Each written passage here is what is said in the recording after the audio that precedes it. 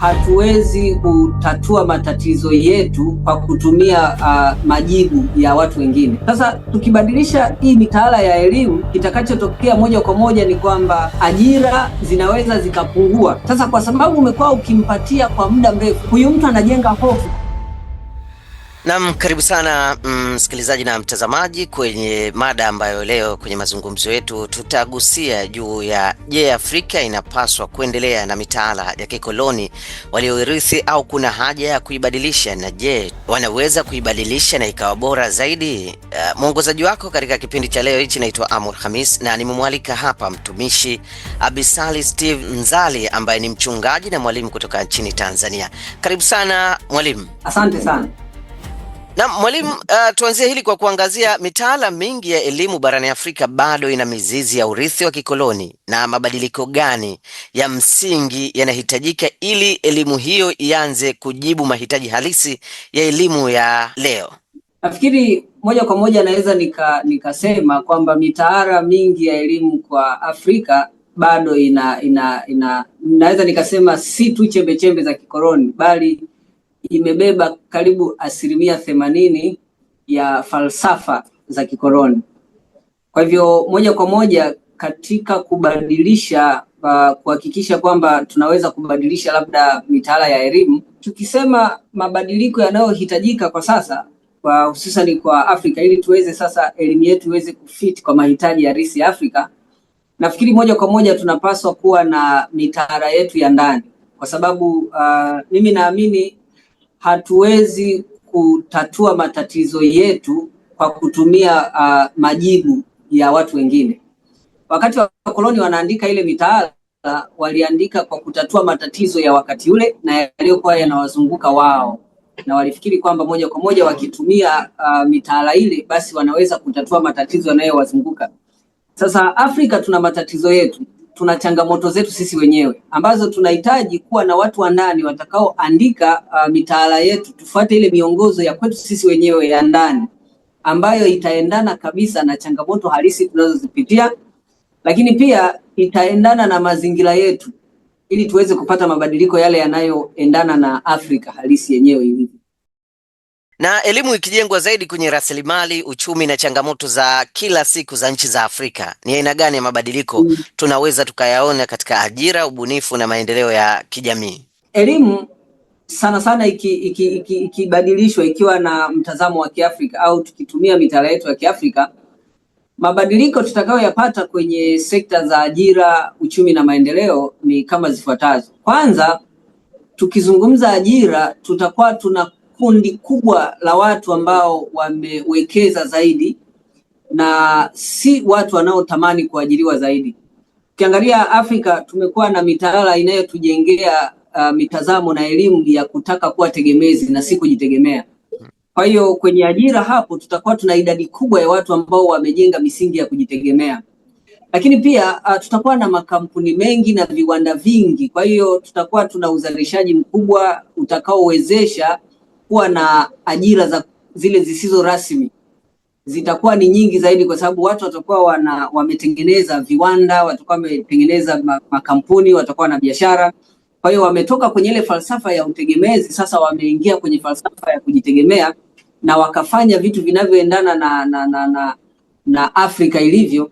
Kwa hiyo hapo tutakuwa tuna watu wengi zaidi ambao wanajitegemea na si kutegemea ajira kama ilivyo kwa sasa.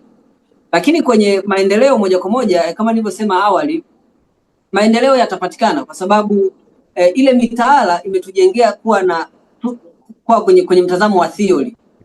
Sasa tukishakuwa tuko na nadharia badala ya kuwa kwenye vitendo zaidi, tunajikuta tunakuwa tuna elimu ambayo hatujaiweka kwenye vitendo. Sasa tukibadilisha mitaala yetu tukaitumia kulingana na mitazamo ya Afrika, basi tutajikuta tuna maendeleo mengi. Tutakuwa na viwanda, tutakuwa tuna kama nilivyosema, tutakuwa tuna makampuni, tutakuwa tuna biashara ambazo zimejengeka Afrika.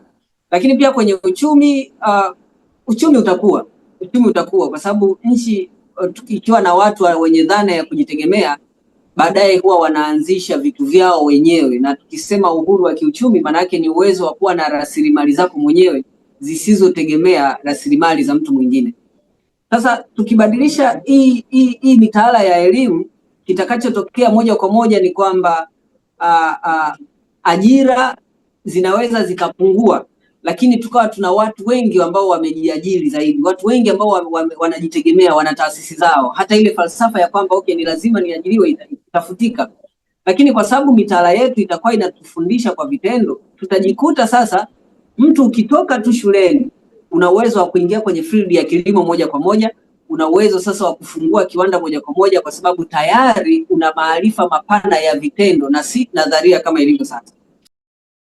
Na ni mambo gani makubwa yanazizuia nchi za Afrika kuacha mifumo ya elimu ya urithi na kujenga mitaala yao ya kujitegemea?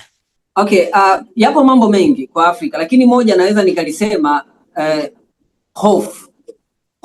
Unajua Afrika tuna hofu kwamba hatuwezi kujitegemea. Mtu aliyeishi kwenye utumwa kwa muda mrefu, na najaribu kutoa mfano, ukiwa na mtu mgeni amefikia nyumbani kwako na wewe ukawa una provide, unampa chakula, unampa maji, unampa kila kitu, bili zote ni wewe ndio unalipa na kila kitu wewe ndio unafanya. Sasa itafika wakati ambao huyu mtu anapaswa kwenda kujitegemea, aanze maisha yake. Sasa kwa sababu umekuwa ukimpatia kwa muda mrefu, let's say miaka 5 hata miaka 6, umekuwa wewe ndio unampatia. Huyu mtu anajenga hofu kwamba kama nikitoka hapa nikienda kujitegemea nitaanza kulala chini. Nikitoka hapa nitaanza kuanza kulipa bili za umeme mwenyewe. Nikitoka nikienda pale kuna wakati nitakosa chakula. Sasa ile hofu anakuwa anatamani kuendelea kubaki pale pale kuwa chini yako.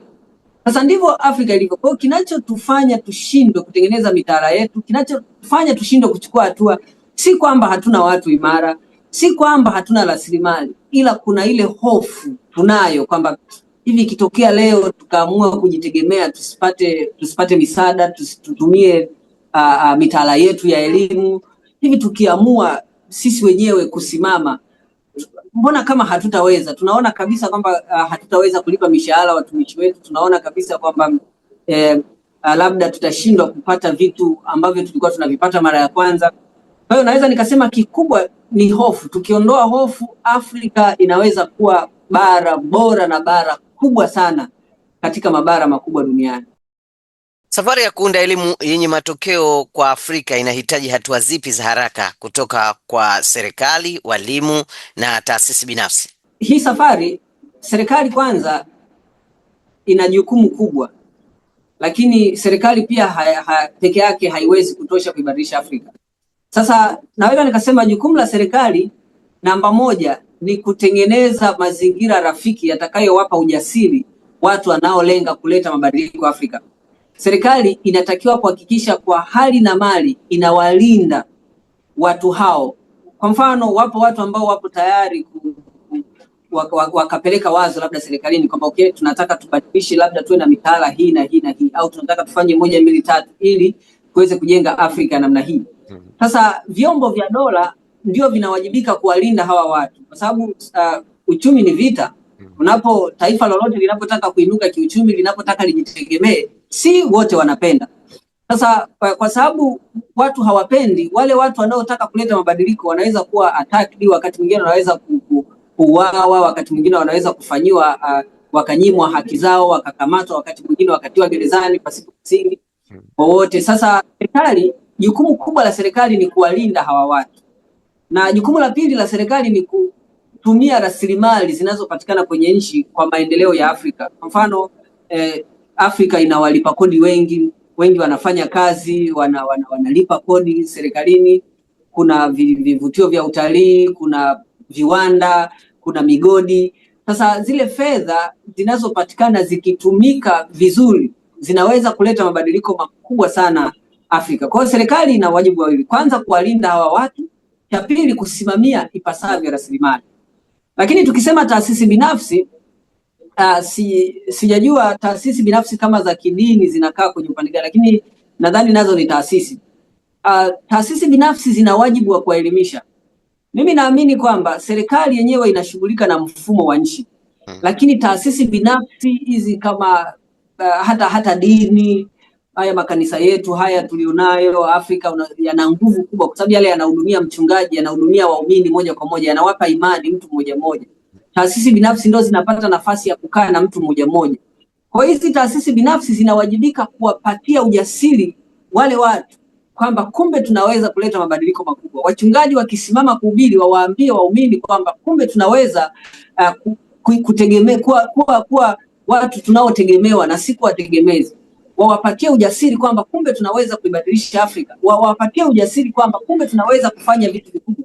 Kwa sababu hawa watu ambao tunashughulika nao makanisani ndio hao wanaokuwa wabunge, ndio hao wanakuwa mawaziri, ndio hao wanakuwa marais baadaye. Na hao ndio wanaokuwa viongozi wa jumuiya za Afrika.